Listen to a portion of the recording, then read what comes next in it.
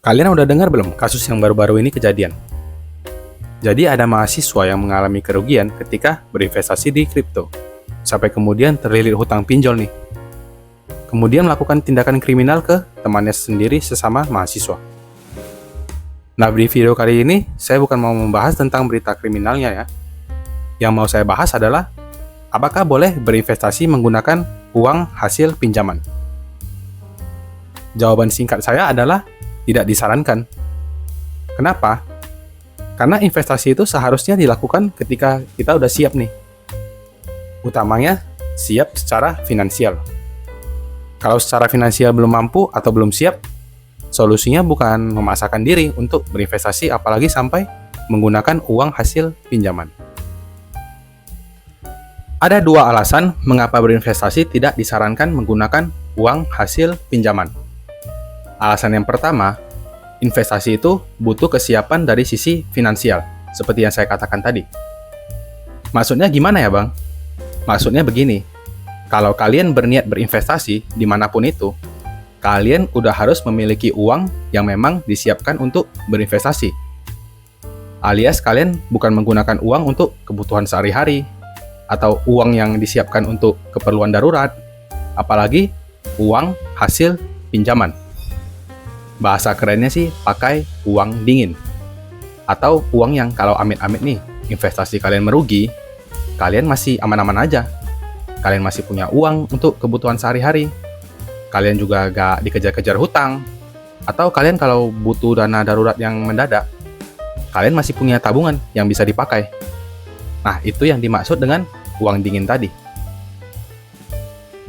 Kemudian alasan kedua adalah uang pinjaman itu bukan uang kalian.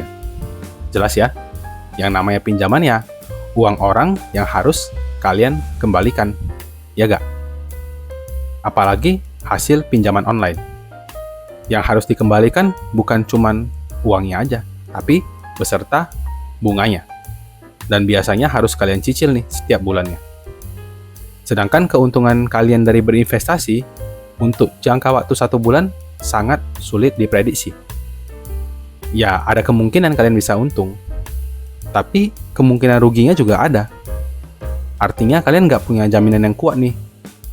Jaminan yang pasti bisa membayar cicilan pinjaman kalian dalam jangka waktu 1 bulan. Apalagi nih, investasinya di kripto, seperti kasus yang kita bahas tadi. Nilai kripto itu sendiri, sama-sama kita tahu, sangat fluktuatif. Memang kalian bisa untung dalam jangka pendek, untungnya bisa besar, tapi ingat, resiko kerugian juga sangat besar. Istilahnya nih, high risk, high gain. Jadi kalau kalian menggunakan uang pinjaman tadi untuk membeli kripto dan mengharapkan keuntungan yang besar agar bisa mengembalikan pinjamannya, sekaligus mendapatkan keuntungan nih. Kalau buat saya pribadi, hal yang kalian lakukan bukan investasi, tapi lebih ke spekulasi. Kemudian mental kalian juga harus siap nih sebelum kalian memutuskan untuk berinvestasi. Kalian harus punya mental yang kuat ketika melihat nilai investasi kalian yang naik turun dalam jangka pendek. Bahkan nih, bisa jadi turun terus. Sepanjang bulan, sepanjang tahun, bisa jadi. Hal ini sangat umum terjadi di dunia investasi. Karena itu, banyak pemula yang mentalnya belum siap bakalan panik nih lihat nilai investasi mereka yang turun terus. Kemudian buru-buru tuh dijual. Maksudnya sih biar gak terlalu rugi atau ruginya tidak terlalu dalam. Dan kalau dijual, alhasil rugi dong. Bener gak? Kemudian sedikit membahas soal kripto nih, karena masih berkaitan dengan video hari ini. Kenapa saya mengatakan kripto itu fluktuasinya tinggi? Bahkan melebihi saham. Karena di saham itu ada istilah ARA dan ARB. Singkatan dari auto reject atas dan auto reject bawah. Apa itu, Bang? Sederhananya begini. Dalam dunia saham, ada batas kenaikan dan penurunan dalam 1 hari untuk suatu saham. Kalau kenaikan suatu saham sudah mencapai titik ARA atau auto reject atas, maka harganya nggak bisa bergerak naik lagi nih. Sebaliknya, kalau udah mencapai titik ARB atau auto reject bawah, maka harganya nggak bisa turun lagi nih. Lebih jelasnya mungkin nanti saya akan buatkan video khusus membahas istilah-istilah saham seperti ini. Balik lagi ya, tujuan dari ARA dan ARB ini adalah untuk membatasi pergerakan saham agar harganya nggak berubah terlalu ekstrim. Nah, hal seperti ini yang nggak ada di pasar perdagangan kripto. Di kripto itu, harga bisa naik dan turun tanpa ada batasnya. Bisa dikatakan nilai dari suatu koin kripto biasanya ditentukan oleh permintaan. Sederhananya begini, semakin banyak permintaan atau semakin populer suatu koin kripto, maka biasanya nilainya akan semakin tinggi. Karena kan banyak yang mau beli nih, alias banyak peminatnya. Jadi harganya bisa naik terus, bisa naik kapan aja, sampai kapan aja gak ada yang tahu. Begitu juga sebaliknya, ketika kepopuleran suatu koin kripto meredup dan peminatnya kurang, otomatis banyak yang mau jual nih. Nilainya bisa anjlok terus nih, sampai kapan aja. Gak ada yang tahu. Kejadian anjlok yang sempat heboh dulu terjadi di koin Luna. Udah pada tahu ya, koin yang sekarang berganti nama menjadi LUNC atau LUNC, turunnya sampai 98% dalam waktu 24 jam. Pernah kejadian loh. Bahkan di akhir penurunan, harganya pernah menyentuh di bawah Rp1 per koinnya. Dari yang semula harganya Rp1.700.000 per koinnya. Bener, kalian nggak salah dengar. 1,7 juta menjadi kurang dari Rp1. Dan itu terjadi hanya dalam waktu 1 bulan lebih. Itu kan koin yang turun dengan sangat ekstrim. Tapi ada juga kok koin yang kenaikannya juga sangat ekstrim, yaitu koin Shiba Inu. Semua pasti udah tahu nih, koin yang kenaikannya sangat fantastis di tahun 2021 ini pernah dipopulerkan oleh pemilik Tesla, yaitu Elon Musk. Jadi peminatnya semakin lama semakin banyak nih, yang akhirnya ikut mempengaruhi harganya menjadi sangat tinggi. Dan berdasarkan laman Coinbase, di sepanjang tahun 2021, total kenaikan dari koin Shiba Inu ini mencapai 45 juta %. Dan kenaikan dan penurunan se-ekstrim ini sangat sulit terjadi di pasar saham. Nah, dari kasus di atas, bisa disimpulkan kalau kripto adalah investasi dengan resiko yang sangat tinggi, bahkan melebihi saham. Bukan nggak boleh ya, boleh-boleh aja kalau kalian berniat untuk terjun di dunia kripto. Tapi saran dari saya, sebaiknya dilakukan dengan persiapan yang tidak setengah-setengah, alias dengan persiapan yang matang.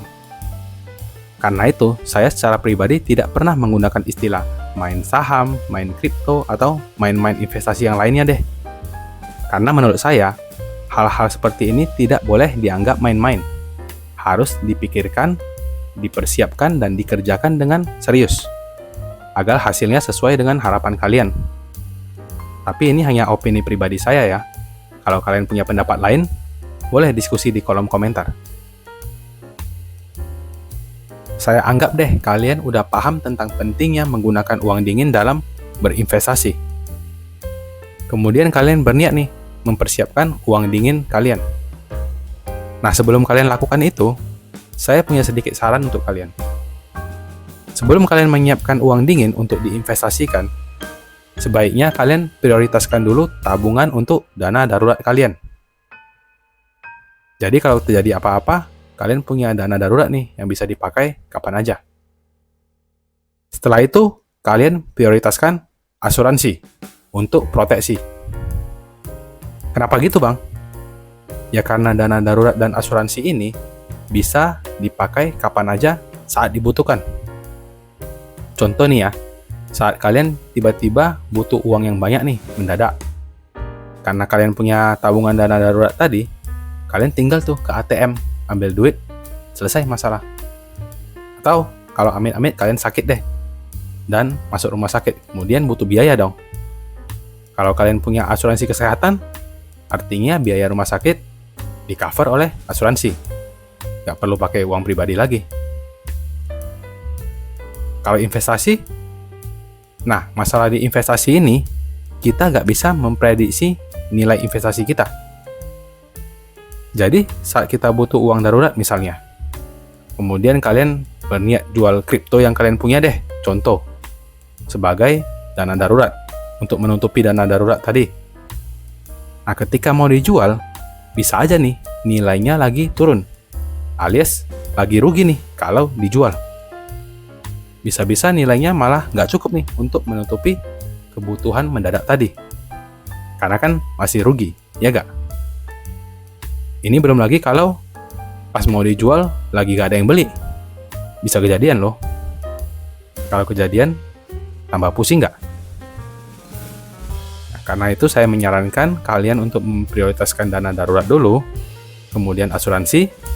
Setelah itu, baru deh kalian boleh pikirin soal dana dingin untuk diinvestasikan. Mau di produk investasi apapun, terserah kalian ya. Karena kembali lagi saya mau mengingatkan kalau video ini maupun video-video sebelumnya dari kanal YouTube ini bukan bersifat ajakan ataupun rekomendasi untuk membeli atau menjual produk investasi apapun. Video ini hanya bersifat edukasi agar kalian mendapatkan pandangan tambahan nih soal keuangan, terutama soal investasi ya. Dan seperti biasa, di akhir video, pesan saya cuma satu. Investasi sebaiknya dilakukan oleh orang yang sudah siap secara finansial dan juga mental. Selain memikirkan keuntungan, ada baiknya kalian mempertimbangkan tentang resiko kerugian yang akan kalian alami. Karena dalam berinvestasi, resiko kerugian akan selalu ada, sekecil apapun. Sekian video hari ini, terima kasih sudah menonton dan kita obrolin duit lagi di video selanjutnya. Main kripto, main saham, main futsal aja ah.